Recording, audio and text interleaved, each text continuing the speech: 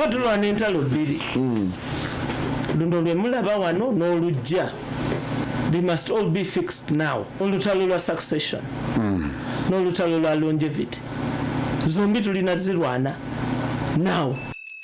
NRM ku numbers ezo zonna zeri nazo ezikozesezza ki to transform Uganda okujjako okukosa Uganda. Well, this time round he's preaching consolidating gains. Consolidating losses. Omanyi mwami Museveni atukozesezza ekintu kimu ebisanja bibiri nga talina kyakoze. 2 terms of waste. They have even nothing to say. Nothing totally. They have the numbers in parliament, they have the money, they had the president, and they did what? Bakyusiza obulamu ku magombolola. Ewamwe. Fabe Kampala tezituuka. Nze Busoga kyennalaba abasoga beegulira emifaliso. Musente za PDA. Nga kyasookerako mufaliso. Nze nkubuulira. I can even pick for you. Nze basanyuka ne bakuba enduulu mu roundabout ekamuli. Museveni abeewo. Nze okugula ku mufaliso. PDM ebeere VDM. It's the same model. You know? A failed model. You know? There is no country that developed on a wrong concept of giving out money. It is confirmation that you have failed. Kubanga kitabo bamuwa sente. Yakola. Why do you disempower communities? Abantu, they used to join dancing decently, you know, with dignity. Naye kakati omusoga akyetwa balisinganwa mu kwekyusa in order to draw attention.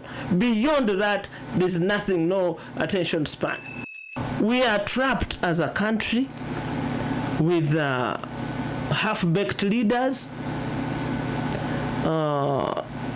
selfish leaders, and leaders who don't wish us well as a country, but they wish themselves well. That's why they can say we must defend the gains, because the gains are theirs.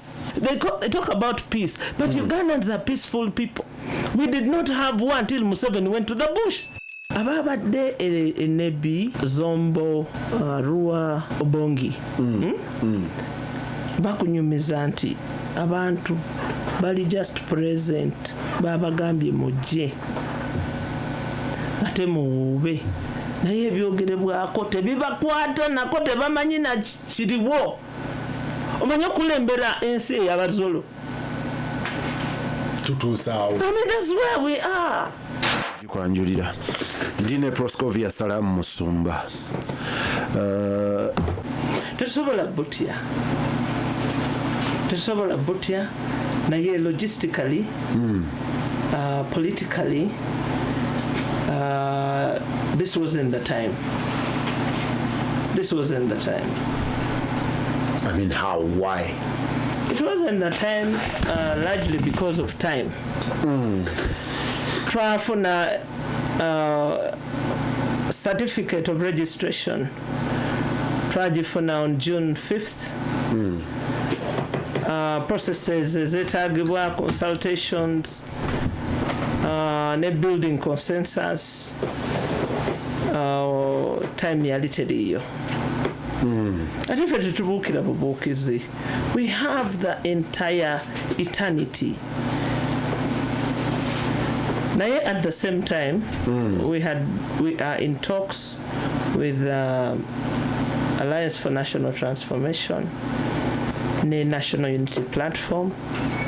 Our biggest desire this time round was to have a joint candidate, a single candidate gwe tuba tukola naye gwe tuba tuwagira. Tuleme kuleeta maloboozi mangi usaidi enunula Bannayunganda. Our process eyo yatwala longer than we expected. So netukiriziganya nti tujja kutambula nayo.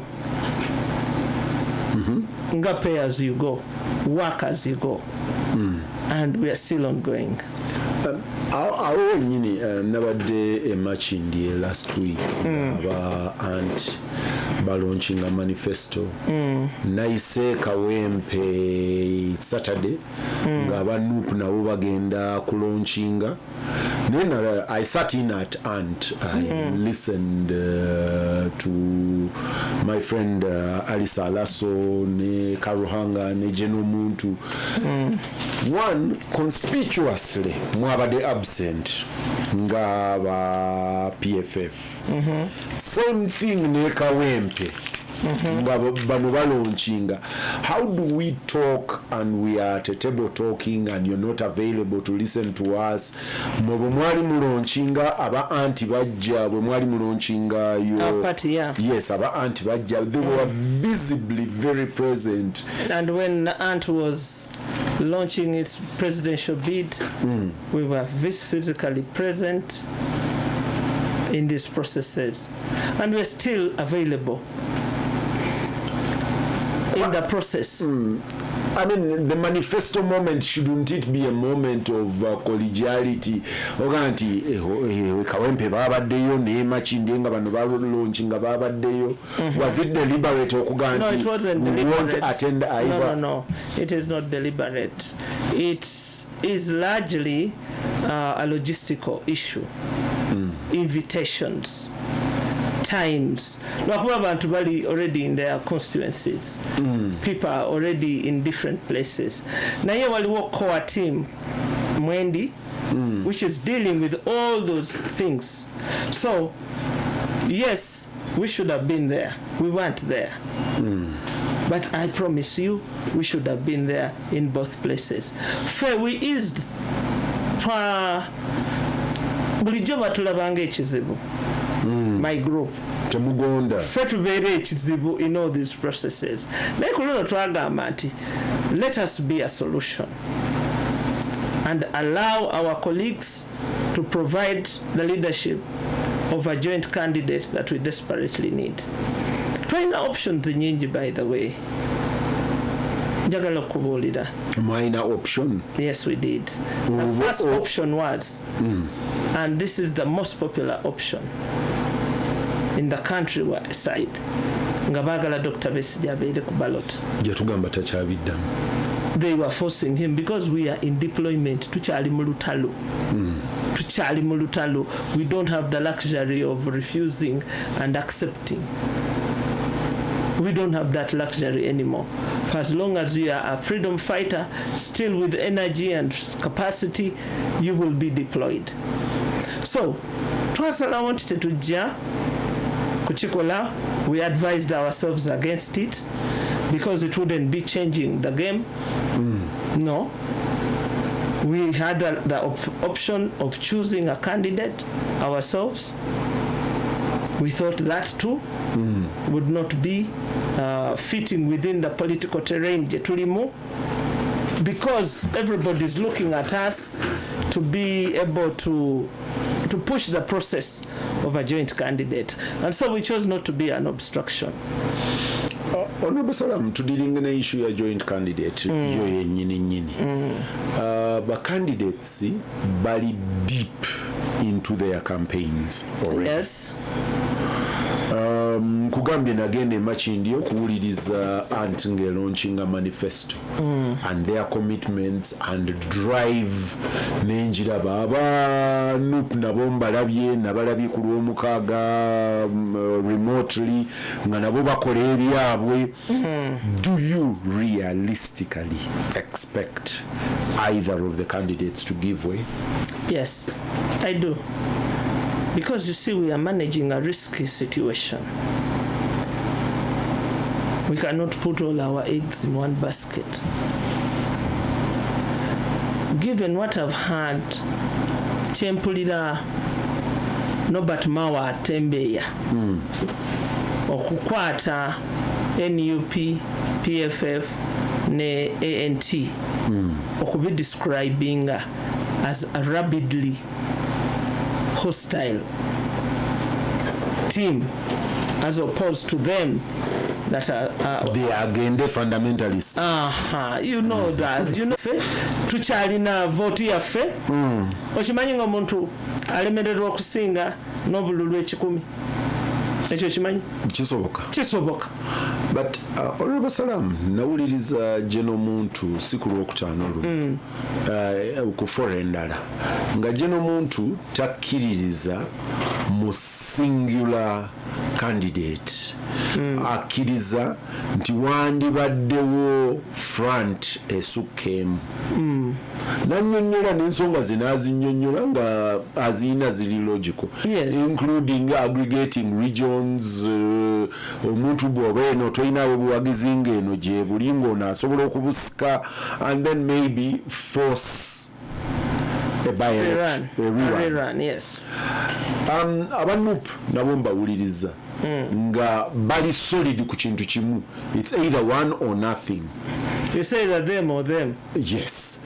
Kati way. How mukono gwange Mwanga Kivumbi actually luli ali ku rally naga nti bw'otobeera nabo obeera na Museveni.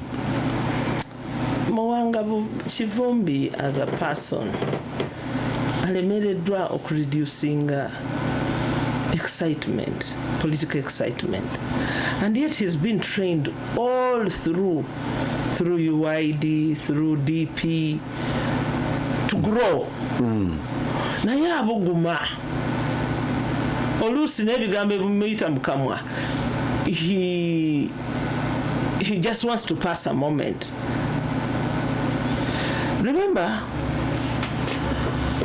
Mwanga Kivumbi avudde mu activism ya fighting life presidency.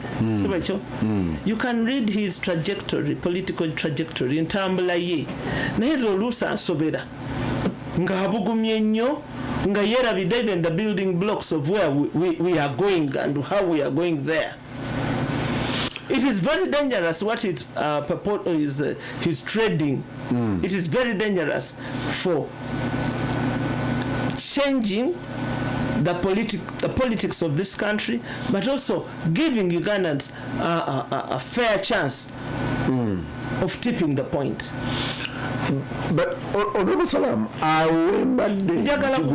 is that his policy? Nga bano bagamba nti ffe tulowooza twandibadde ne platforms ezisukka mu emu ne bawa ensonga zaabwe. Bano ne bagamba nti bw'osukka mu platform emu you are pro-enemy. Abo ba reconciling otya ne ba meeting in the middle. Mbadde mu meetings zonna and that your model, those two models were presented and strongly. Era nga buli side presenting based on what their experience is, and both their experiences are formed okusinziira ku kye bamanyi, their level of politics. So time will reconcile those two. Twalina TDA. Yes. Wane nagulu wano. Ne mugiyiwa mwayiwa TDA. Aba FDC. Yes. Yes. Lwaki olowooza nti ayinamu amaanyi olwaleero arrangement efaanana bwekyo takolanga mmwe bwe mwakola luli? Lwakuba ajja kufuna results zezimu. Ajja kufuna results zezimu. So he's better learning from the seniors and history. Ajja kufuna results zezimu. Nga ze mwafuna? Yes. Ekyo tekikutiisa kuba tulwana entalo bbiri.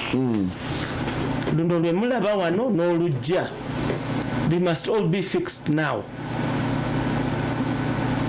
Zinnyonnyole. Olutalo lwa succession n'olutalo lwa longevity. Zombi tulina zirwana now. If you don't, bw'owangulwa mulimu zonna owangulwa. bbiri bazikukubi. Ampuliriza Lutindo, PFF.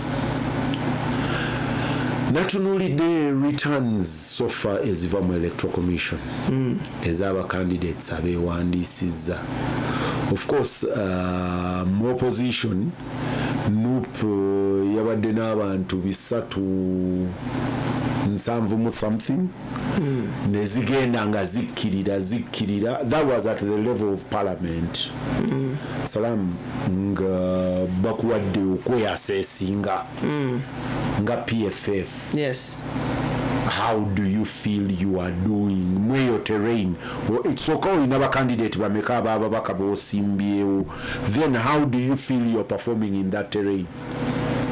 Kakati buli lwoyingira politics, you are looking for a voice and a choice.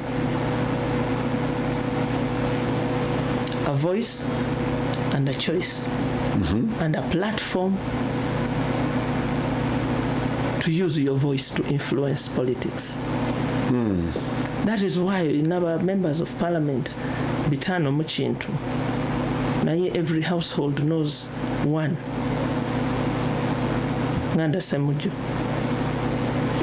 bali bafa. Yeah, that voice is equal to 500 of them. Empty bodies. Yes. In Parliament, you know, I can name for you people who have made a mark. Waliwo mwami wa Owerute wa UPC, that young man. Waliwo ali West Nile. Chairman wa Health Committee. Ayume? No. Ayume too. No, not the first league. Waliwo omwami oyo bamitani Aringa, from Aringa.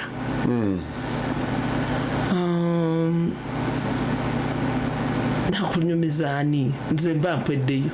Ideka wali waffe tuyina Muwanga. Yes. Of course wano bazeewo Semuju. Niwagaba gyali. Mpo Musoga gomanyi. Asumani. Yes. Abdu Katuntu. Yo simulaba. Wamunyigira. Samunyigira naye simulaba. Simulaba in this 11th parliament. Simulaba. Yabadde luminary ku mateeka y'abagaidinga bwe batambula. Simulaba. Namulaba in the last parliament. Simulaba kati. Because he's a man of great potential. Simanyi oba yakoowa. Yes. Simulaba.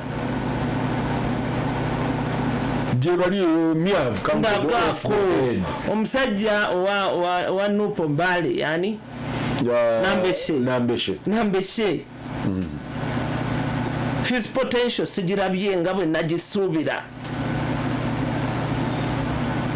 Naye abadde equalized ne leader of opposition. Young new. Nze banaeka mbabuulire. Bino ebifo mwe mubizimbya. The lowest common factor is that you are a member of parliament. Bana abalala is just first among equals. I simply don't follow. Temunategera mukyali ku malala, mukyali ku position still, but the effectiveness of a position, you make it. Fetwaberanga ba chairpersons of just a committee, presidential and foreign affairs, and it would make sense to the entire country. Where have all the other leadership gone? Mulioka just one person. Leadership is shared for it to be effective. We're not deposited in one soul. No, you are dead. You are dead on arrival. Dead on arrival. That is why when we were leading the opposition, ngoyizo okumanya nti ono leader opposition, on minister of finance, on minister of local government, on wa Kampala, you would know. Because they made an effort to be shadow ministers. Now, Manyiko Batono, like I would want to know the shadow minister of defense. akoze eki. So the way you organize engeri gye mutegeka emirimu gyammwe gye giwa visibility kye mukola. So obunafu bubadde mu parliament as a center of power ne mu tiimu ekulembedde to galvanize that solid voice. naye bato tusortings out kubanga ozzeeyo wali noga nti gwononya platform and voice. Yes, we need voice and platform. But you also need numbers to deliver that. Yes, you do. And if you can't raise them, then what? Do you drop dead? It's not a weakness. It's not a weakness. It's counting your cost and understanding your capability. Okay? Kubanga buuza NRM ku numbers ezo zonna zeri nazo ezikozesezza ki to transform Uganda. Okujjako okukosa Uganda. Bills bagala baziyisizaamu mu parliament. Siganye bills okuziyisaamu has it transformed Uganda? Borrowing money nimuzitereka mu Bank of Uganda, has it transformed Uganda? Your numbers are for a purpose. They're not just an empty seat. Do we have the numbers? Numbers to cause what? To cause what? Amanyi tuzeeyo ku vegetative positions. Tuzeeyo mu politics or dead end.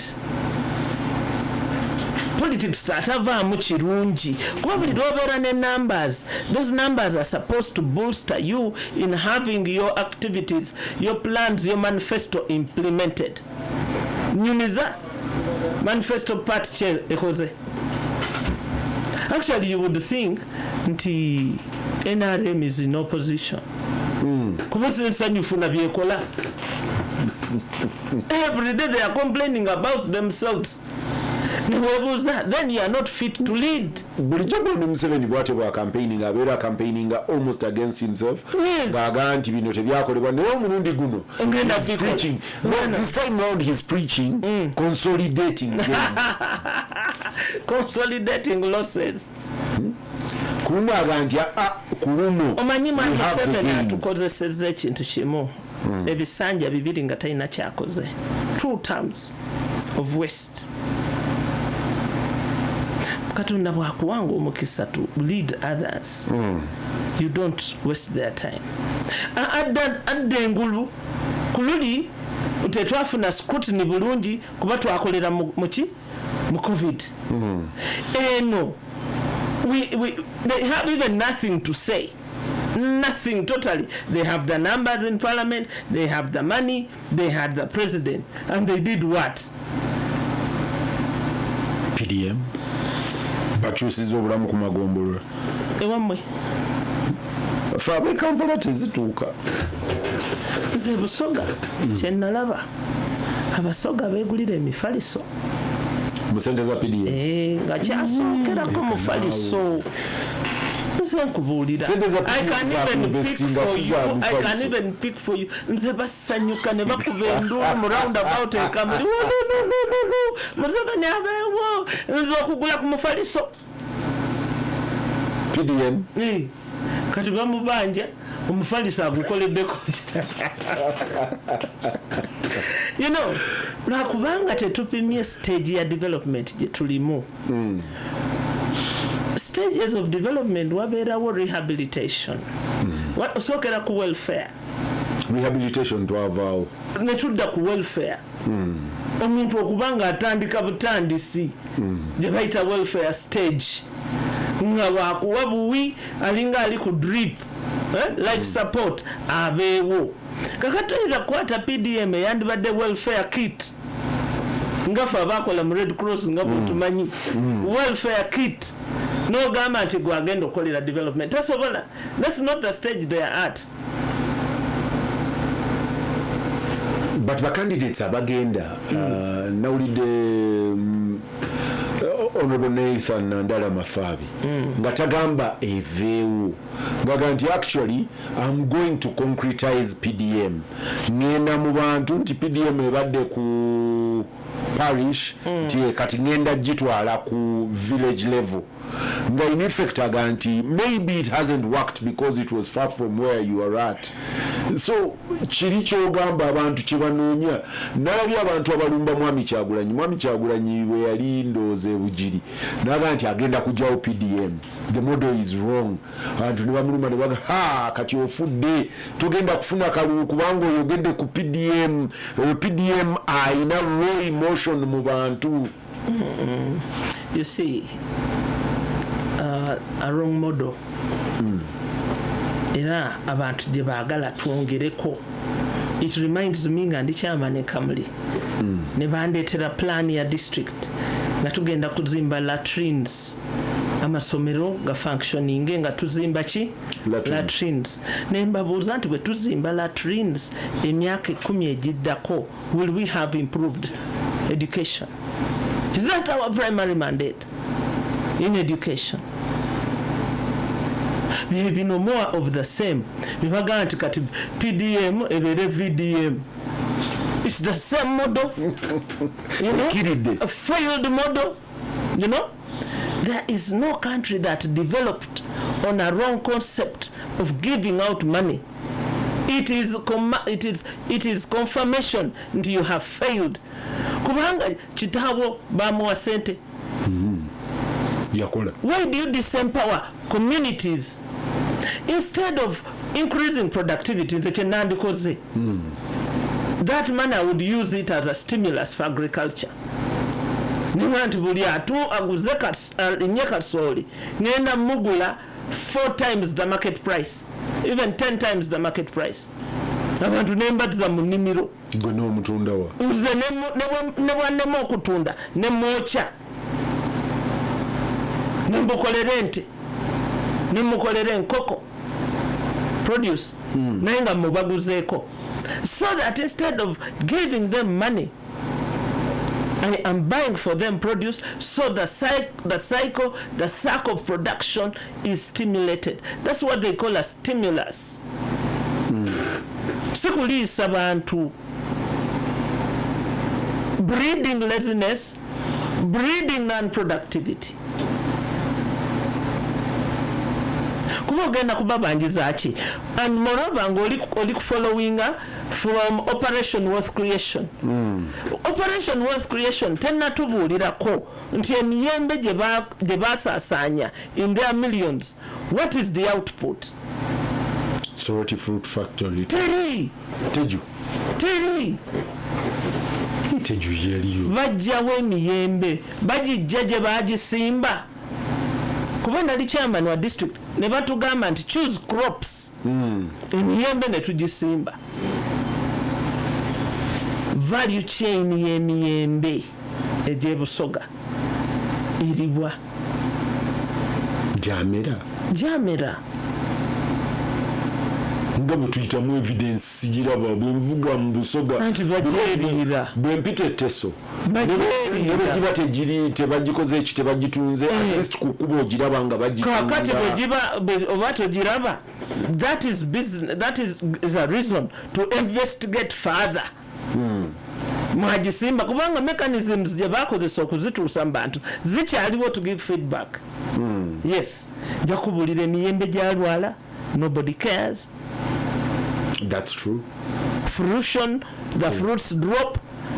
Nali akyoli ne baŋŋamba nti a season namba emiyembe gyonna gimulisa n'ogiraba nga gimulisiza nnyo. It is an indicator nti there is insecurity there.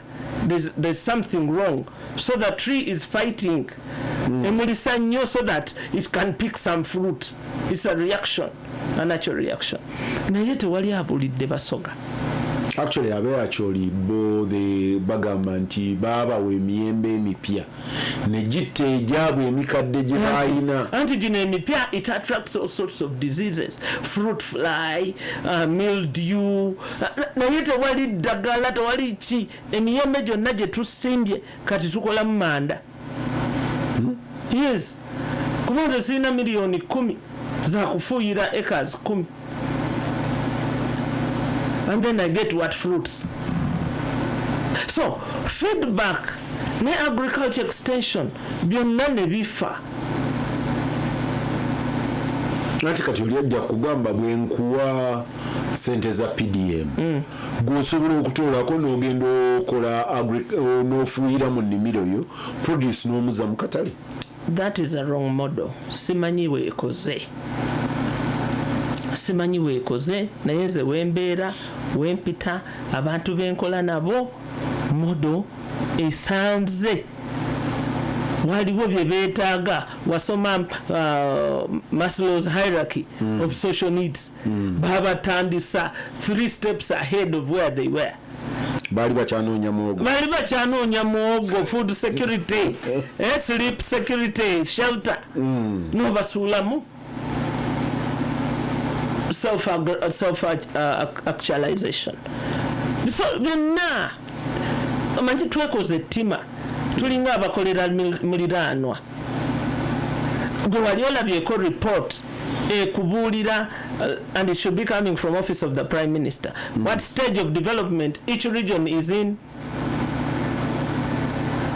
Abatugamba ngansi it is not possible. We are not the same. We are lodging into and we are not income. And we are not. That's why Kololo Independence Ground ekuwa answer ng'abaana basaba bati kemmere evunze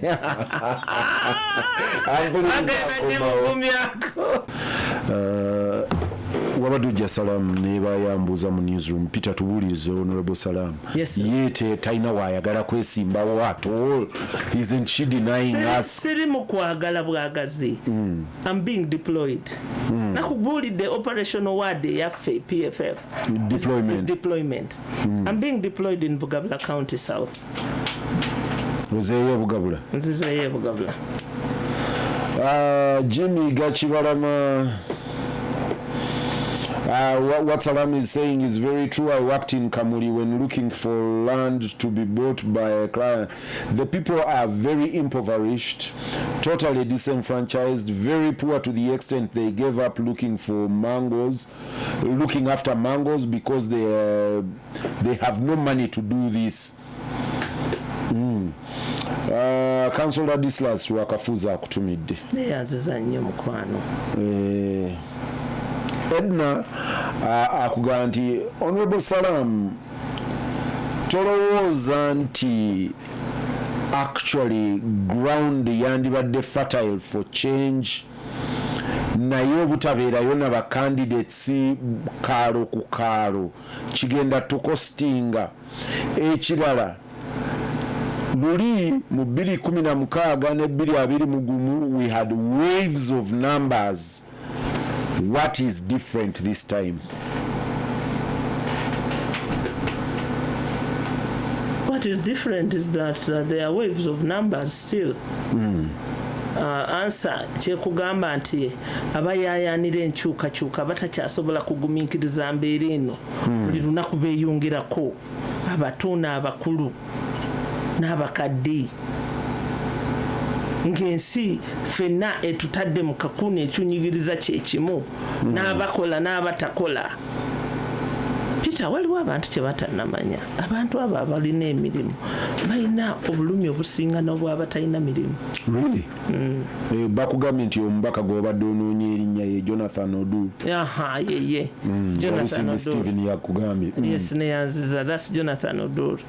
Toyinza kumuyisaako maaso. He's fantastic. Ne Honorable Salaamu oga nti abalina emirimu bali because ono ye kyatunuulira aga nti ezo numbers ezo zizze ku rallies tuzirabye abantu ne bajja bangi. Ekyenjawulo kibeera ki? What is the difference now? What is the spark now? It is the desire for change. Banaye temulowooza nti byonna bye tuzze tukola have been in vain. No. Byonna bye tuzze tukola be weakening the system eya government ne forcing bwanokukola mistakes kati ze mulaba ne yali talaba ku luli alaba. naye singa twali tetutandise ku mulimu guno ogw'okulwanirira visibility of what is wrong singa neggwanga lyatugwira nga tetumanyi what is wrong. Fenna in this process we are actors. Ojja kusanga ng'aba NRM bali ku lumbe anti kakati ye social activity esinga amaanyi. Waliwo ebintu Peter birina okuteekako amaaso. Ensi bw'ebanga efuuse nti olumbe is the biggest social gathering of a society. Kitalo nnyo. Bw'obanga political messages and political leaders no longer make sense to a population. Kati nga balina kuleeta comedians and dancers nabo ne bafuukiramu ba dancer abadiikul of sorts. Omanya nti this country is dead. Vakubina abantu, they used to join dancing decently, you know, with dignity. Naye kakati omusoga akyetwa balisinganwa mu kwekyusa in order to draw attention. Beyond that, there's nothing, no attention span. Kyabutemu nnyo eri eggwanga. Peter, mu 1986 ng'oleka buli kimu. Up till 1996 owuliriza Yoweri kyayogera ng'abeera mu kifo kimu kamuli. Naye abataka ne batambula okuva e Kaliro ne batambula okuva e Buyende on foot okujja okuwuliriza kuba tewali zino zi radio tewali TV, so it was communication of physical communication. Naye abantu batambula nga tewali boda, tewali masimu, you know, tewali taxi, tewali bus. Naye abantu, because they want to build their country, they want that message to hear it first hand, nga batambula engendo ezo zonna. Tubadde mu parliament wano ng'ensi esirika nga parliament egenda kutuula olweggulo. Everybody was tuned what was happening in parliament. Leero bw'obabuulira parliament baga twakoowa. That is a country in despair. That for parliament, Honorable Salaamu oyinza okubeera part of the people to blame. Abantu abalwaninga parliament go abanacharinga, the speaker, the deputy are both your students. Basoma bubi. That was never our ayinza okubanga ye mubi. With hindsight, they were looking for a madala okutuuka gye balaga era baatuuka ebibala byabwe byebyo. You cannot blame it on the teacher because the teacher is still there wondering what the student is doing. Nti yali lesson plan ki gye yajimiramu. That was never part of what we taught. So bw'aba student class yalina ndala sino yaffe, because for us we trained them. I remember, I think I was the first person to give Anita Among a trip to UK to monitor elections of Boris Johnson when he was becoming a mayor. And that's surely what you see here is not what UK was ever doing. So it is not true. It is not true that that is what we taught them. No, they just never picked what we taught. Honorable, the real bagamba elephant in the room has been over the years. Leero natunulidde monitor nga breaking down. Before the monitor twali wano mugasimbagane nga njogera n'abamawulire nga mbagamba nti variously tusigaza abantu wakati wa milioni 5.7 ogutajja kulonda. Bannayuganda abaga nti drab, what is going to change? I don't think I can achieve much. Ne basigalayo eka. Give and take akalu ne baba bakabbye ne baba bakakuttemu abantu abo okola kiggwe ng'omukakalukanyi w'ebyobufuzi okugjayo bano abantu. Monitor says 4 million now, no show that I think that was the last election. Naye nina wendabye nga the figures I think were hitting 7 million. The highest return yali mu 1996 about 72% came to vote. That was good. And abatajja bali million 2 mu 2001, about 3 million didn't show up. 2006 3 million n'abalala. Supposing that twali mu lutalo mu northern Uganda. So the communities were unstable. So nezo 2 million is not a right reflection of what it was. Largely people were in camps, people were battered and tattered, and they had no appetite. And yet they voted those who did. And actually, people think that ngo opposition mwakola bulungi nnyo mu northern Uganda during the insurgency time. Okuva actually and Lango lwe baafuna a decent time after the Konyi War, you were flushed out. We brought an end to that war. How? Because of our representation there. We forced the government to talk to Konyi. Yes. And the war ended in a haphazard manner. Kakati ne baddamu gikuŋŋaanya nga abantu basaasaanye. Abantu baali balowooza, and rightly so, nti okudda eka n'oba n'emirembe kisinga fighting for your right and fighting for your future. For life. Bagenza okulaba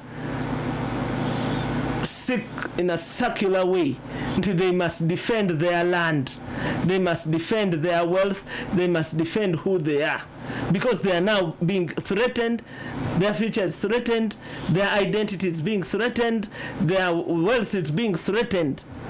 Nayenga amaanyi gebeetaaga to recover from that threat tebannagasonda, kuba abakulembeze baabwe be basinze okubalyamu olukwe. Kati bakulembeze ba Pajero bampe enkoni, buli mukulembeze azimbye wuteeri. They are competing to outdo each other. Naye nga beerabidde abantu baabwe. Kye nalaba mu Acholi nga ngenzeeyo kyannakuwaza nnyo nti the people of Acholi have been beaten down. Babatiisizza to the point nti tebekkiririza namu. Bafuuse nga bakaramoja, kubanga omukaramoja yatula bw'ati. This is their look, standard look. Don't take my word, go there. They are in beggar mode all the time. Omukono guli wano. The North, Acholi, the proud people of Acholi, have been beaten down. Naye bambi nali simanyi until I saw a documentary of what the war did to them. They were sodomized, they were raped. The silent war in their hearts can never bring back the Acholi man and the Acholi woman who they were, the majority of them. Bakubana abali e Kampala. Abali e Kampala dispossessed common people. Kuba bano baba basibazi farm bagula ettaka lyonna kyalo ate bagulira ku kifuba. Kakati n'osanga ng'abaana abababbyeko okutunda ekisigaddewo bavuga ebooda itendero. Those ababatwalako ettaka lyabwe, because there is also forced sale. So nga social policy analyst oba patterns and trends analyst olina okumanya nti kino kibaddewo for now, but within the next 5 years there will be a change in fortunes.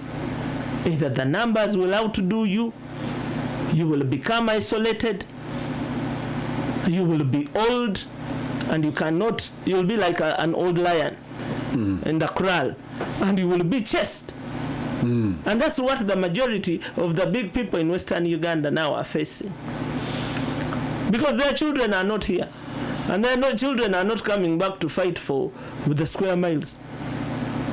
Not yet. Abana bali America. Abana bagala mataga mpaketi tebagala kumunyumiza nte.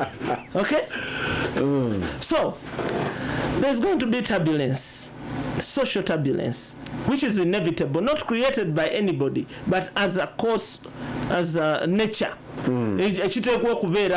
That is how society evolves. So, byogerako byonna bituufu naye ffe tulina obuvunanyizibwa because bwabanga this time round maybe the other numbers were terrible naye nga 2021 twalina abantu almost million 7.5 abatataning up. Could it be actually we are dealing with the register itself? The register is inflated naye technology tayambye. We are always bringing technology only 3 generations behind. Laba technology go talk with the national ID. You know? There were other parameters that could be put on the national ID. Naye bakubanga abatukolamu emirimu tebagala to do a good job. Berekeramu nti tunalyawa tunayitawa. So it is a country on hold until the leaders are satisfied.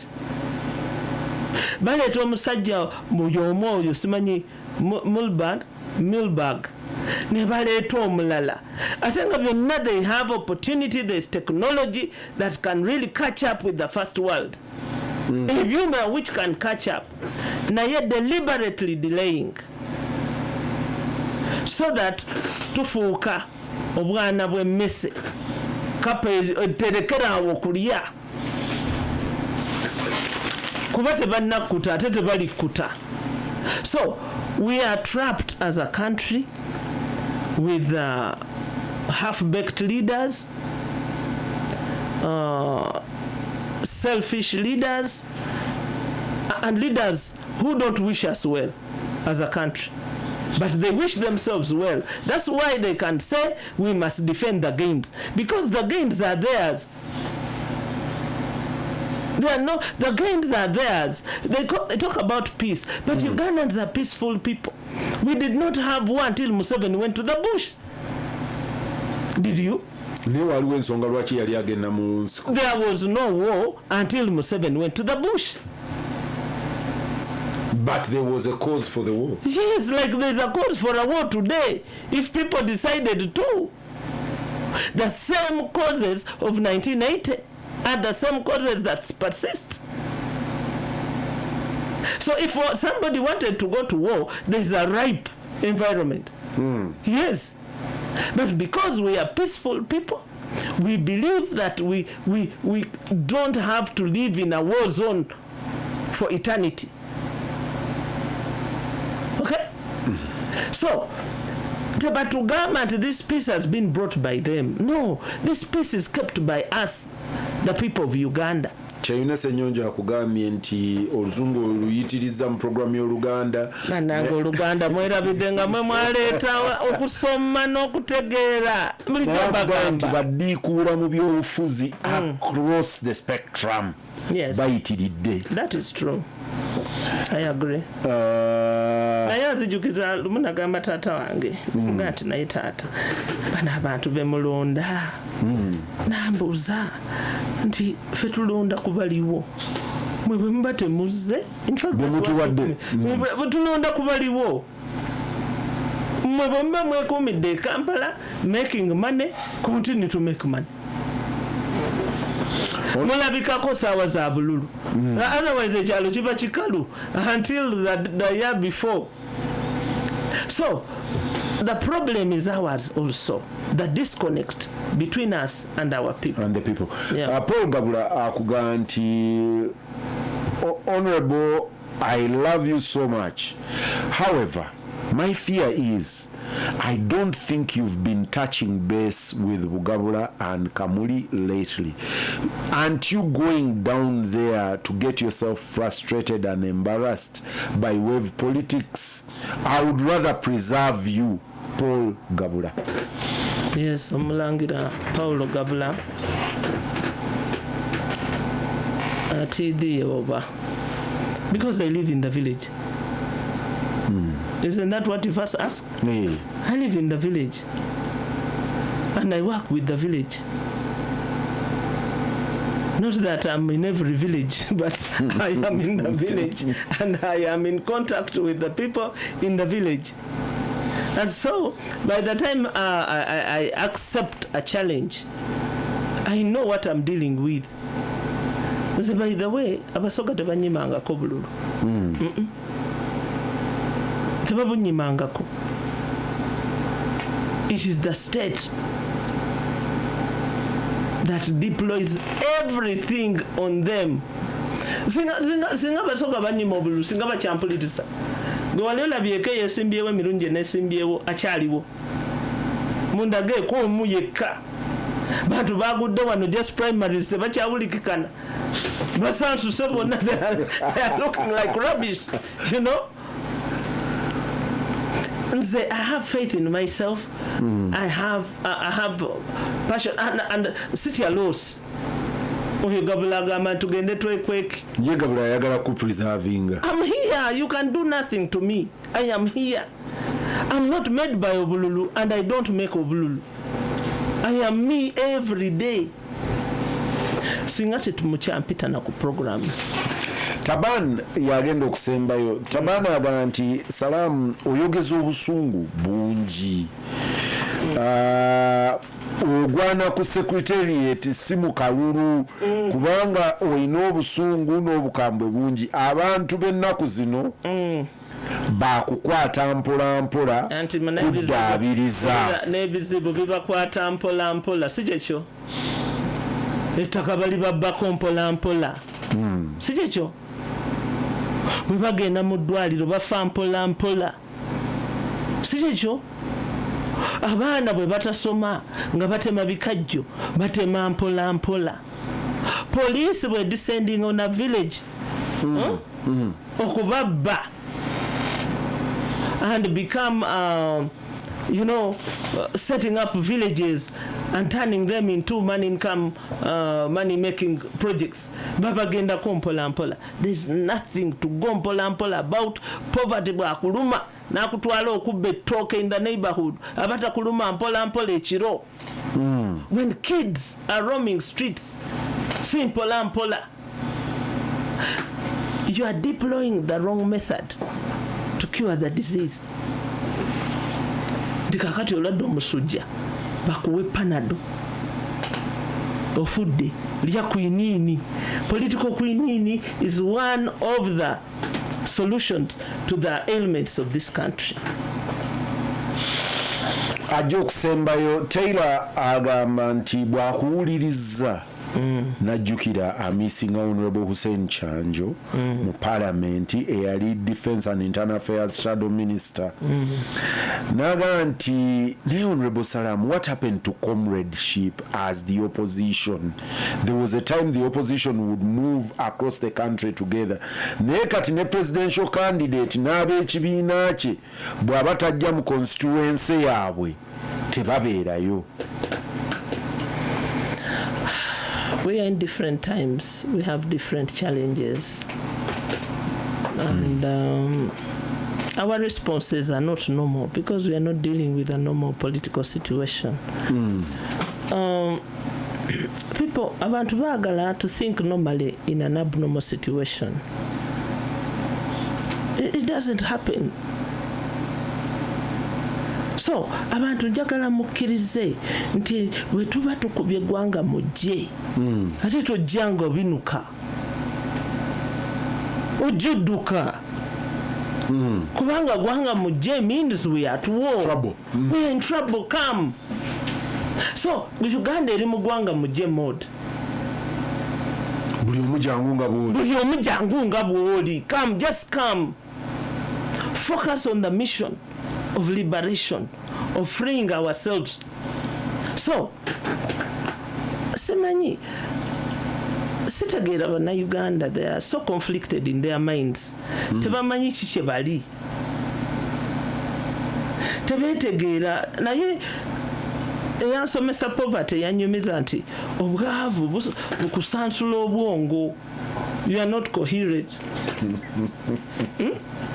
Obwavu bukusansula obwongo nga tiweetegeera otandika kweyogeza you know, bakutako ku street ng'oyogera weka owuuze.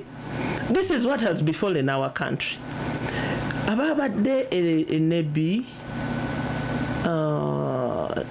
Zombo Rua Obongi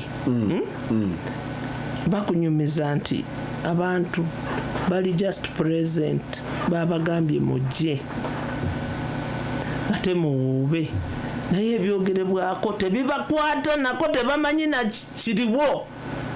Omanyi okulembera ensi ey'abazolo tutuusaawo. I mean, that's where we are. Ne bakugamba nti Archbishop yagambye nti tuwagire government, ne bamuyisaamu olugaayo ana Archbishop. Naye nga tulina olunaku lwe bayita olwa Janani Luwumu. You know, oluusi my brother nina ndowooza nti oba ngende neebake mbeere nga buli bu fairy tales nti yeebaka emyaka 10 yagenda okuzuukuka ng'obutebukate. I mean, that's why you have taken us. Ampuliriza lubadde lutindo Honorable Proscovia Salaamu Musumba, sibula abantu. Neesiimye mukwano bana abataka ab'enamwendwa, abataka ab'ekitayunda butansi ne bulopa, mbalamuyisa ino ng'obwira ndi kujja okwewandiisa nga 23 omwezi guno, wiiki eyo mwena mbeeta mwide tujje twenunule, mwide tujje tufune eddoboozi ery'omwanguka erinaatufuula ab'ensonga mu Uganda eno gye tulimu. Mbenda ino era mbendeza bye neeyendeza.